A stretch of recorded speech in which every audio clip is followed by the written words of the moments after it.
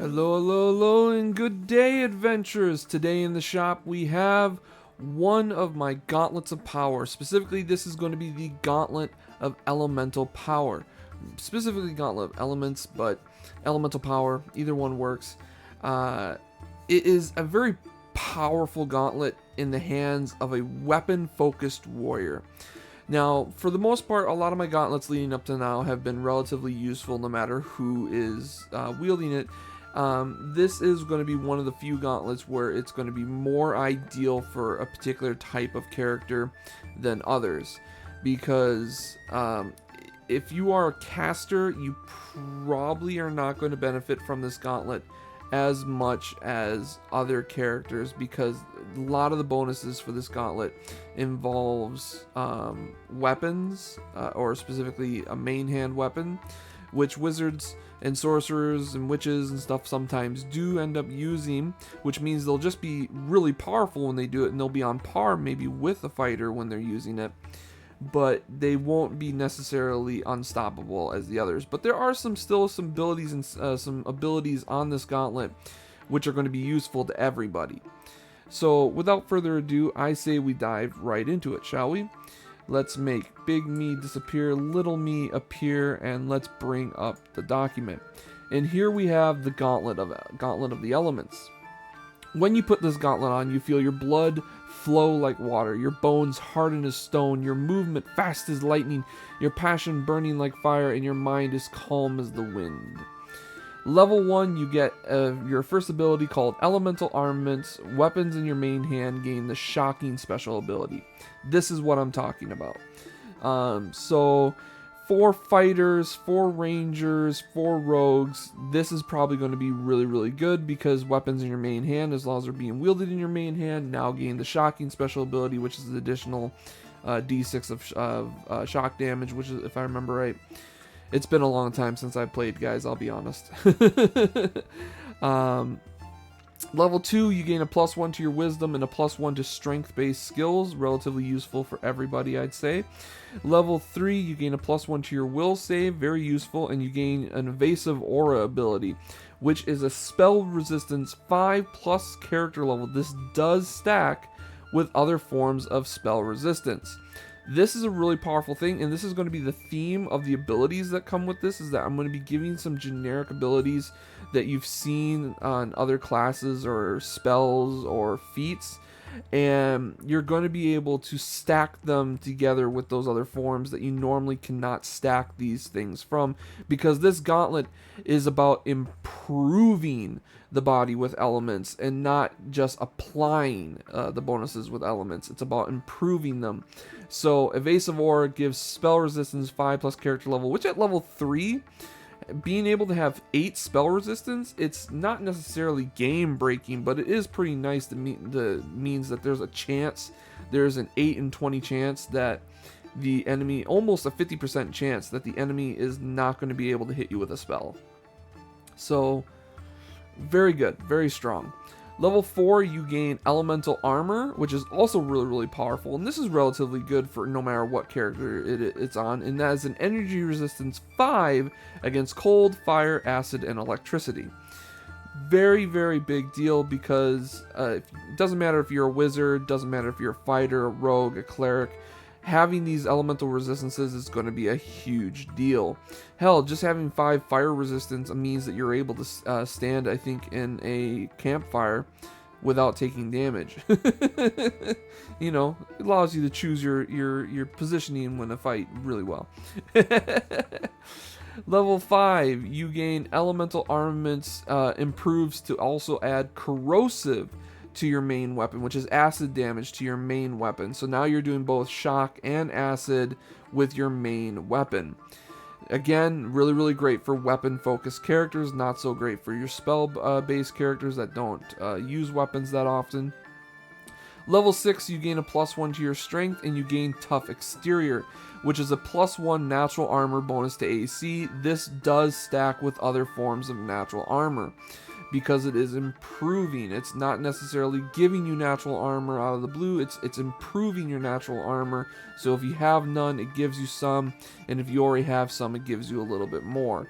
Now, as you can see, it's just a measly +1, so if you already had natural armor, you've improved it a little bit more. If you didn't have natural armor, you got a bonus 1 to your AC, which is really nice.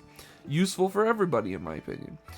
Level 7, you gain a +1 to your fortitude and a +1 to your reflex saves. You now gain a +1 to all of your saves, which is extremely useful, in my opinion. Level 8, your energy resistance levels up from a 5 to a 10. Really big deal, especially at level 8. You're now taking much more or less of cold, fire, acid, and electricity damage, which is very useful to everybody. Level 9, you add the freezing special ability to your weapons in your main hand. You're now doing shocking, corrosive, and freezing with your main-handed weapon. Very, very good for a weapon-focused character. Very powerful ability. Level 10, you gain a +1 to your intelligence-based skills, and you gain the ability Solid State, which is +1 DR/dash.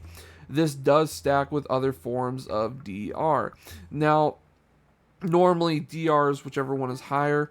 This is really, really good in the hands of a barbarian that gets a DR/dash right off the bat, and gets it improved as they level up. Really, really strong. But if you give yourself a normal DR, this improves that DR because it's a DR/dash. It applies to everything, and it's also one that doesn't get bypassed no matter what.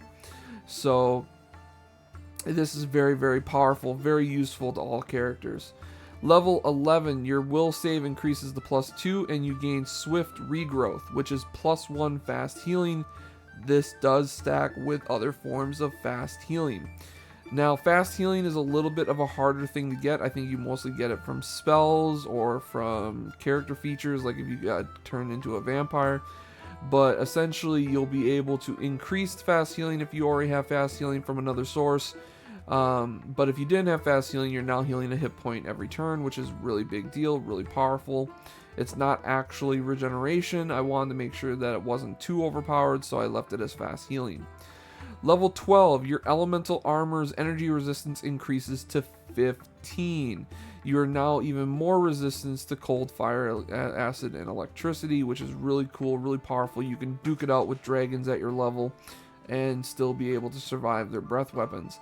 Level 13, you now gain flaming special ability on weapons in the main hand. You now shock, acid, fire, and ice enemies with your main-handed weapon.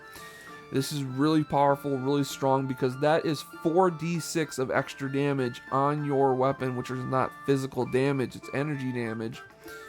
And so it's really, really powerful, really great bonus for weapon-focused characters. Level 14, you get a +1 to your intelligence and a +1 to dex-based skills. Level 15, your fortitude save increases to +2, and your spell resistance, evasive aura spell resistance increases to a 10 plus your character level. Now you are going to be resisting spells even more often. At level 15, that's a 25, meaning that characters actually have to roll something decent to try and get past your spell resistance. If they're also level 15 characters, they'll have to roll pretty much a 50% chance again. They'd have to roll an 11 actually. I think you have to beat spell resistance if I remember right. Level 16, your elemental armors increases from a 15 to a 20 against cold, fire, acid, and electricity. Level 17, you gain transformative greater special ability. You can now use the elements to completely remake the weapon in your hand to be whatever weapon you need it to be. You can now shift it. If you only had a dagger, you can now turn that into a greatsword. If you only had a club, you can now turn that into a spear. You can now make weapons whatever you need them to be on the spot, which is extremely useful to weapon-focused characters. So again, this is a really big boon for your fighters, your rogues, and your barbarians, but not so much your spellcaster characters. But you have all these bonuses down here which benefit your spellcaster characters, keeping them alive, because these are all survival abilities. Level 18, you get a +1 to your dexterity and a +1 to wisdom-based skills. Now, I know that you're probably disappointed because on all my previous gauntlets, usually around level 18 is where we get a huge bonus that completely transforms and shifts these minor bonuses. And I decided to go a different route with this gauntlet because this gauntlet was already giving a bunch of minor bonuses all throughout the thing, so I decided that we would change that what level you get that at. Level 19, your reflex saves increases to a 2, and your fast healing increases to a +2 as well. And finally, at level 20 is the major shift in which your strength, dex, intelligence, and wisdoms increases to 3s. Your int-based skills, strength-based skills, dex-based skills, and wisdom-based skills increases to 3s. Your fortitude, reflex, and wills increase to 4s. Your DR increases to 3. Your spell resistance increases to 15. Your natural armor increases to 3. And your swift regrowth fast healing increases to 5. And your elemental energy resistance now improves to complete and utter immunity to cold, fire, acid, and electricity, which is a huge deal. You are now extremely resistant, extremely effective at what you do, and your weapon abilities are on a whole nother level. And that is the Gauntlet of the Elements. The Gauntlet of the Elements is all about taking the 4 main elements of the game. Now, I know that with I made these gauntlets really early on in Pathfinder First Edition's career, so there are now new elements. So there's like Aether, and there's there's like a darkness now as well, void, and Aether and stuff like that. I don't plan to add those to this gauntlet. I kind of like this gauntlet being the main elements of the game instead of the external, the extra elements of the game. So I do like it. I think this is a great gauntlet. If you guys have ideas on how to maybe improve this gauntlet, or maybe something should be changed differently or work a different way, go ahead, let me know in the comments below, or come see me at one of my streams. I'd love to talk about it. And I hope you guys are enjoying everything. I really do. I hope you guys are enjoying these videos. I hope you guys are enjoying the streams if you're coming to the streams. And just as a reminder, if you're looking for these documents, they're in the they're in the description below for the video. So if you're looking for the document and you just want to be able to go to these documents, and all my videos, every single one of them, anything that I had a document on, for the most part, I think there's just like 1 or 2 where I haven't done it. If there's a document to the video, chance has it it's in the description of that video, and you can just bookmark those documents, so that way you can go straight to the documents instead of having to come back to the videos in the future to get this information for your games. But yeah, I hope you guys enjoy everything, and I hope you guys have a safe adventure.